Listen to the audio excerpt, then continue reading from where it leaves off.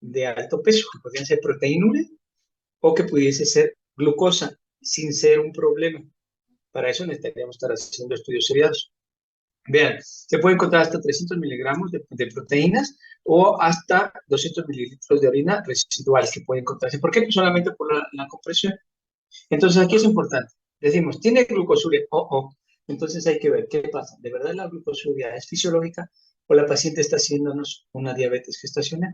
La diabetes gestacional se puede presentar de las 24 semanas en adelante, porque entre la semana 24 y 28 se incrementan las hormonas lactógeno placentario, que es uno de los principales que se encuentra para retener, hacer una resistencia a la insulina, el estrógenos, progesterona, ¿sí? Hormona de crecimiento también, pero el lactógeno placentario principalmente es que nos va a generar este tipo de situaciones. Si hay proteinuria, cuidado, puede ser normal, pero ahí no podemos quedarnos con esto, tenemos que descartar un problema de hipertensión del embarazo. Bueno. ¿Qué pasa mecánicamente? Aquí vemos. Mecánicamente está haciendo el nudito con presión sobre la vejiga. Por lo tanto, ya no va a tener una capacidad de distensión de la vejiga suficiente. Depende de la edad de gestación.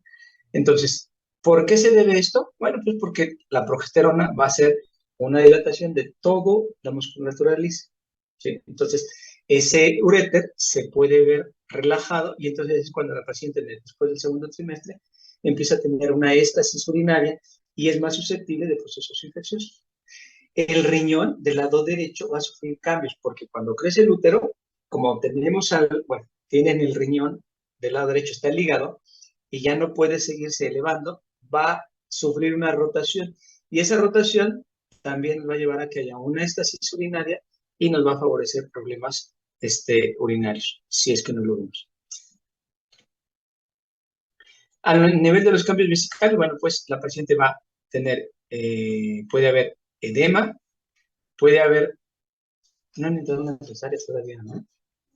Bueno, el día que vemos una cesárea, hay pacientes que desarrollan, aquí vemos la vasculatura, y aquí en la vejiga podemos encontrar unas varices vesicales, pero impresionantes. ¿Por qué? Por la misma congestión que se encuentra ahí. Por eso la paciente, cuando hay la salida del bebé, cuando este bebé atraviesa este canal de parto, comprime a la vejiga y puede ocasionarle disuria en el posparto inmediato, en el puerperio. O puede haber hematuria por ruptura de estos vasitos. O incluso puede haber ruptura de la vejiga. Entonces, por eso tienen que saberlo. Si nosotros tenemos este bebito que está habiendo mayor concentración de volumen aquí, entonces puede haber la misma compresión de la cabeza del bebé, puede comprimir la vejiga, haciendo presión sobre el pubis, o puede comprimir al recto, a la parte posterior, con el sacro, y entonces se pueden romper vasos sanguíneos y se pueden hacer hematomas impresionantes que disecan la parte posterior.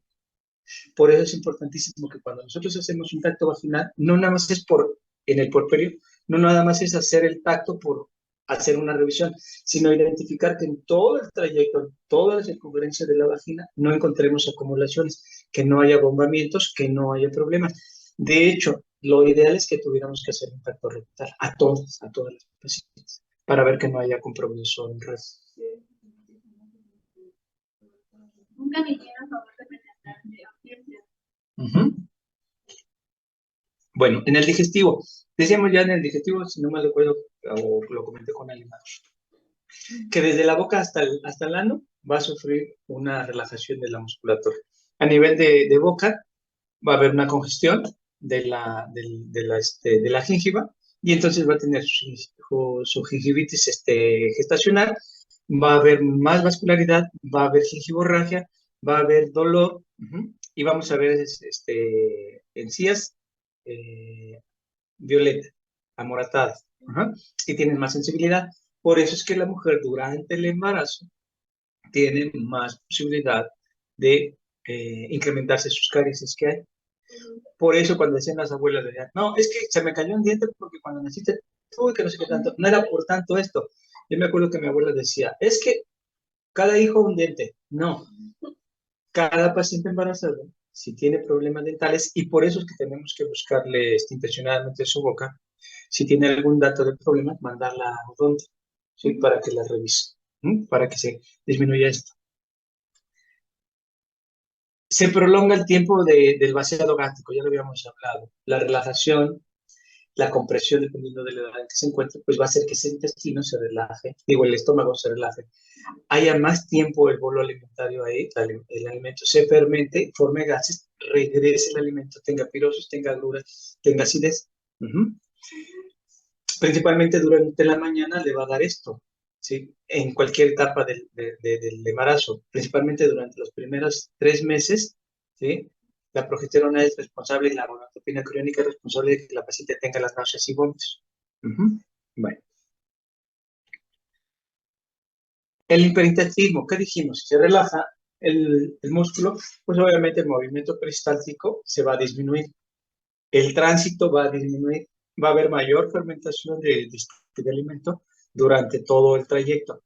Va a haber distensión y entonces puede tener problemas digestivos. Si llega a colon, en el colon va a haber un problema va a absorberse más agua, va a deshidratar el bolo fecal, va a fermentarse más, se distiende y entonces el paciente va a llegar a tener problemas de estreñimiento y constipación, ¿sí? Y por compresión, bueno, pues también esto. La pirosis, dijimos que todo esto que hay un regreso, se va a favorecer más. Y todavía más si en el estado grávido la paciente tiene eh,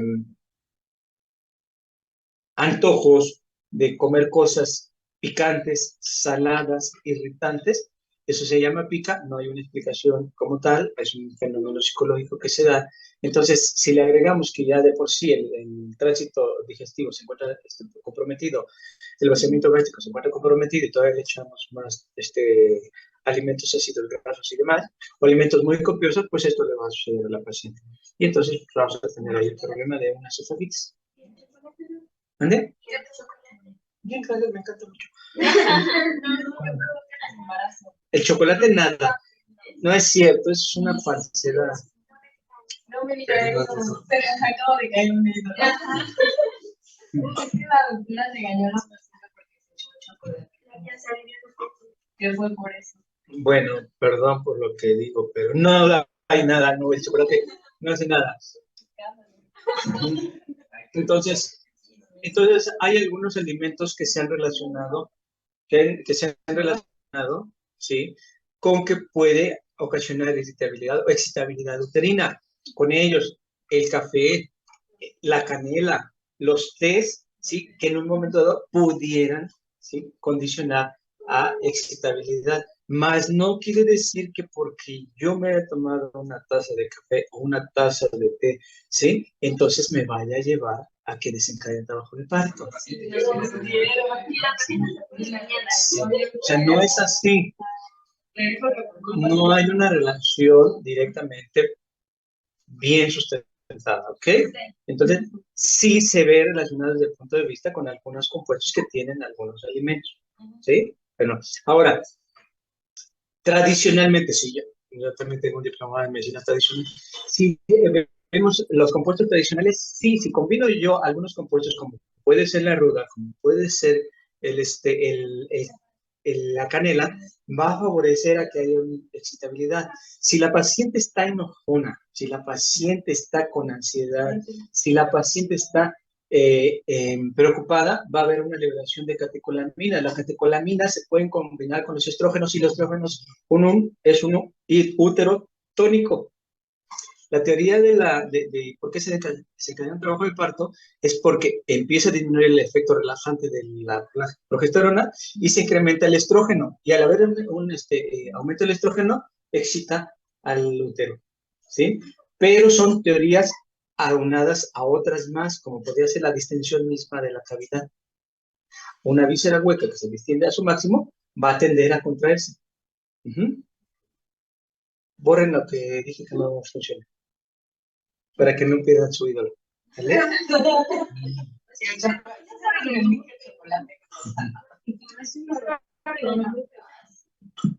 Hasta cuando se estaba aliviando. Bueno, entonces ahora me van a buscar, tienen tarea, ¿sí? A ver si el chocolate condiciona el fenómeno. Ahora, lo que es un parto precipitado, hay dos fenómenos que cuando veamos un trabajo de parto, ¿sí? Hay dos fenómenos que es una compresión a nivel de cuello, que se llama efecto de Ferguson, y la otra que cuando ya estimuló la compresión, mandan una señal neurohormonal a la cabeza, se libera oxitocina. La oxitocina va a mandar, va a llegar a la sangre y va a estimular a la fibra muscular del útero y se va a contraer. Y entonces esa contracción va a mandar otra vez otra señal, no nada más la compresión, sino otra señal que se llama Ferguson 2 para que siga la contracción. Y por otro lado, este mecanismo va a favorecer que haya liberación de prostaglandinas a nivel cervical, que van a llevar a que haya una dilatación, un reblandecimiento, una ruptura del colágeno, y entonces esa hidrólisis, o el que se llene del líquido, o colágeno, esa fibra elástica, y que se rompan esas fibras de colágeno, van a hacer que se dilate, que se reblandezca, y entonces Ferguson 1, Ferguson 2 va a favorecer que empiecen las contracciones más rápido y nos puede hacer una dilatación mucho más rápida de lo que debe de ser y nos lleva a que haya una expulsión prolongada, precipitada. ¿Ok? Bueno, ya lo vamos a ver con Shea. Pero tienen tarea, entonces me buscan el chocolate y si traen unos Ferrero me encanta. Ok, entonces, cambios biliares a nivel de vesícula biliar, se dan cambios por compresión y la otra se dan cambios por éstasis. Recuerden que el colesterol se incrementa hasta el doble en la paciente embarazada. Entonces, mientras más sales de biliares y además colesterol se encuentran depositados en vesícula, pues va a tender más a que se decanten, a que se solidifiquen y que se hagan piedras. ¿Sí? Y si tiene una tendencia ya familiar o hereditaria a esto, pues obviamente se incrementa todo esto. Entonces, el ensanchamiento de la vesícula va a ser por cuestiones mecánicas. Disminución de la contracción va a ser por cuestiones mecánicas, relajación progesterona. La secreción también se va a ver retardada, ¿por qué? Por lo mismo que acabamos de hablar del efecto relajante. ¿Qué pasa aquí en el hígado? Voy a hablar bien, no. En el hígado, mientras la paciente, si nosotros hablamos ahorita de, ¿cuántos somos? 8 aquí, de 7 van a tener hígado graso. Yo no. Hígado graso, nada más por nuestra pura alimentación. Entonces, durante el embarazo, el hecho de que tenga mayor cantidad de grasas, pues, y además nuestra dieta que ya tenemos previamente, pues va a favorecer que la paciente pueda tener hígado graso del embarazo. Y la vesícula, mientras estas sales biliares se encuentren ahí, puede ser que en un momento dado, esas sales biliares, ¿sí? O esa bilirrubina, mejor dicho, ¿sí? Se encuentre circulando y entonces la paciente podemos encontrarla con tic ictérico o puede ser que la paciente tenga problemas de prurito. Cuando veamos hepatopatías y embarazo, lo vamos a volver a tomar. Pero hay pacientes que empiezan a tener prurito y dicen, no, es que tengo mucha comezón en el cuerpo y no saben qué, y le ideamos y nos ponemos a fantasear tantas cosas. Y puede ser nada más puramente por cambios digestivos. ¿Eso puede dar antihistamínico? Sí, claro que sí. No. El sistema endocrino, ¿qué hacemos? Pues desde ahí lo primero que va a suceder es de que vamos a bloquear a la hipófisis. Ya no hay FSH, ya no hay LH, ya no hay ovulación, ya no hay producción de estrógeno ni progesterona. Se suspende la ovulación, se mantiene el embarazo. ¿Qué pasa? Puede haber, porque como hay un eje hipotálamo hipófisis ovario, pero también es el mismo eje que comparte la tiroides, también es el mismo eje que comparte el suprarrenal, entonces las primeras aminoácidos de estas cadenas de estas hormonas tienen una semejanza, entonces puede haber una estimulación indirecta. Entonces la paciente puede tener problemas tiroideos. Por eso es que necesitamos valorar a nuestra paciente. Si vemos a la paciente que tiene intolerancia al frío, que tiene intolerancia al calor, que es muy lenta, que obedece y demás, pues hay que tomarle un perfil tiroideo. Si es una paciente que es hipertiroidea, pues va a tener el temblor fino, va a tener más calor, va a estar así hiperactiva y todo este rollo, entonces tenemos que ver con esto el perfil tiroideo. ¿Ok? ¿Por qué? Porque si una paciente nos llega a un parto, la paciente, por esta alteración a nivel de la tiroides, un hipertiroidismo nos puede hacer tormenta tiroidea y entonces nos puede poner en serio problemas su vida. ¿Vale? La prolactina en la parte posterior de la hipófisis, la prolactina se empieza a estimular. ¿Por qué? Porque esta hormona es la que nos está haciendo que crezca mama. Que la mama empiece a haber una hipertrofia, una hiperplasia de estos tejidos y se favorezca el crecimiento de la misma. ¿Para qué? Pues para cuando vengan los bebés. La tiroides, ya habíamos dicho que había un crecimiento. Vean, incremento de la actividad de 3 de 4, ¿sí? Y el metabolismo basal se va a aumentar hasta un 25%. Por eso es que parte de esta paciente tiene una hiperdinámica. Paratiroides, de igual manera, disminuye la paratiroides, disminuye su función, y vean, segundo y tercer trimestre va a incrementar. Entonces, una paciente que pueda tener alteraciones del calcio y demás, pues ahí se podemos. Hiperparatiroidismo fisiológico aporta suficiente cantidad de calcio para el feto. Entonces, ¿qué pasa? Puede haber que la paciente disminuya su producción. O sea, si hay una disminución, puede ser que la paciente disminuya la cantidad o el aporte de calcio. Entonces, ¿qué sucede? Necesitamos dar un aporte de calcio a la paciente. Porque hay pacientes que dicen, no, pues es que se descalcificó. ¿Por qué? Pues ahí está. Esto es el fenómeno. Páncreas. El páncreas crece. Y al crecer también va a haber una hipersecreción. Y si hay una hipersecreción, va a ser para compensar todos esos cambios que se están dando.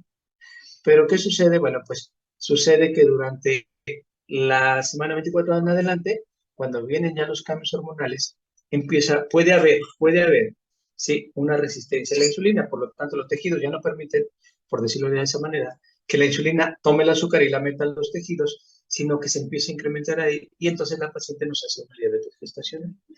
Entre la semana 24 en adelante tendríamos que hacer una glicemia basal y una curva de tolerancia a la glucosa. Cuando lo veamos de diabetes lo vamos a mencionar.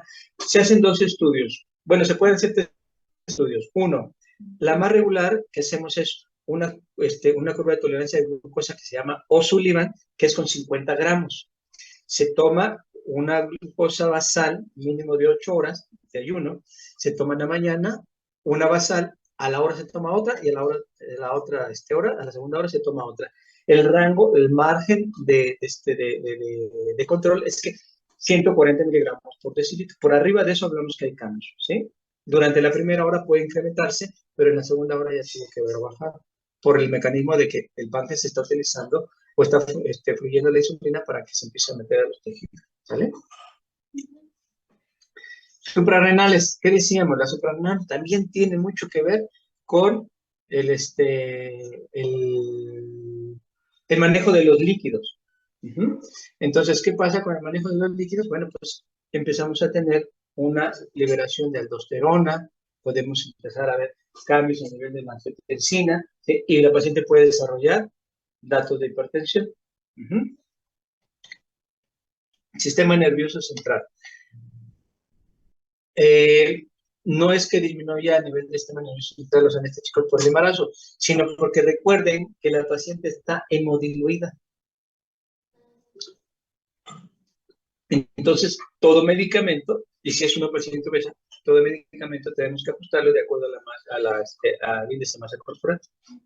No es lo mismo una persona delgadita que le vamos a dar una Coca-Cola de 365 gramos o de mililitros a una paciente de 1,80 con 120 kilogramos, pues obviamente no vamos a tener ningún cambio o cambios muy mínimos, ¿sale?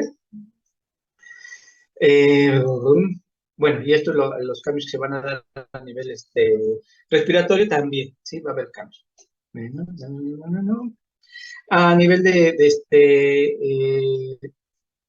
músculo esquelético, la paciente va a tener un cambio, una modificación en su estructura de la columna.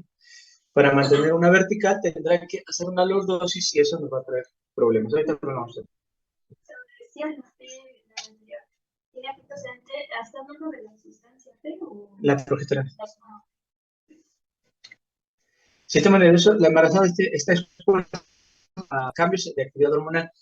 Durante todo el embarazo va a haber cambios, va a haber diferentes momentos en los que va a haber, ¿sí? Y bueno, estos cambios también pueden ocasionar cambios en nivel neurotransmisores. Por eso a la paciente se le ha dado mucho que ver aquí, la progesterona que tenga relación con que tenga que ver mucho con el estado emocional. Por eso ven a la paciente chillona, por las escaleras, por aquí. ¿Sí? Entonces, datos que hablamos de probabilidades, dice la abuela, llora por los rincones, si no quiere comer, tiene sueño, ¿sí? Sí.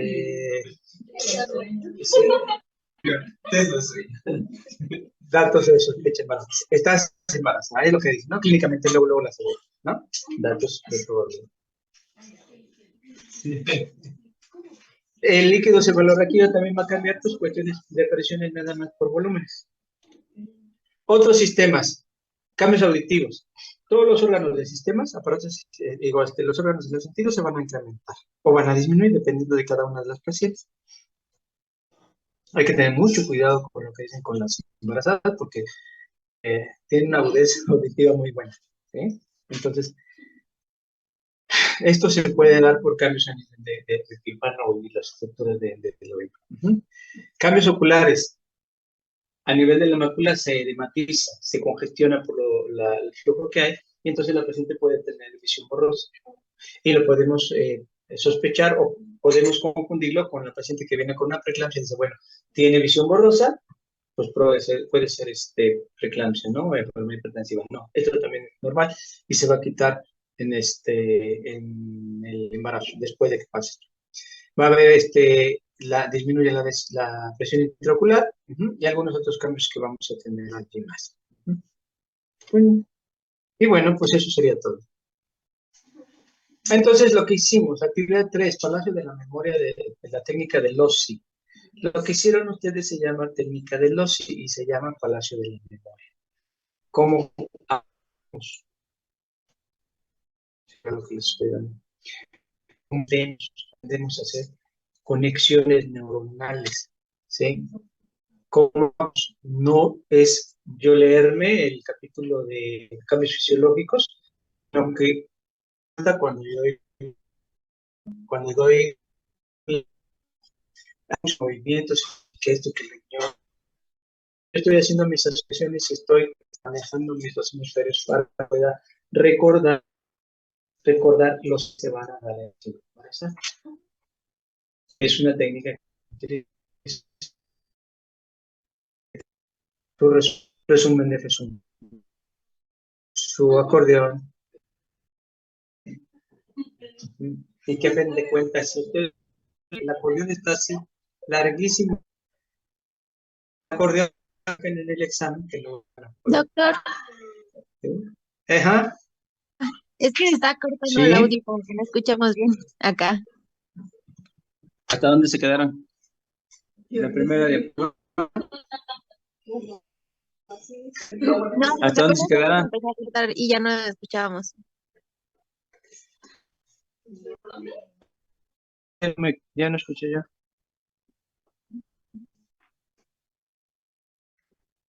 No, fue en esta última, en la que ya no escuchábamos lo que estaban diciendo. Ok.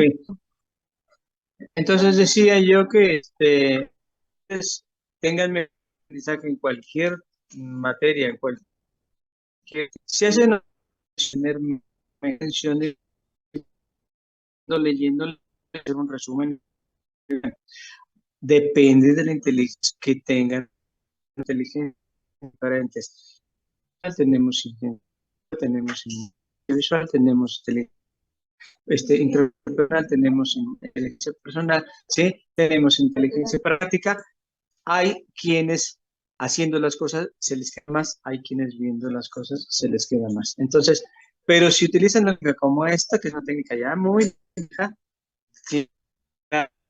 mejor de receta con el otro que vamos a hacer.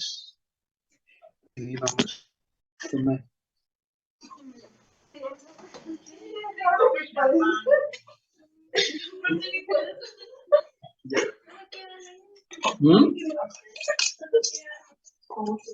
¿Cuántos días tenemos para completar?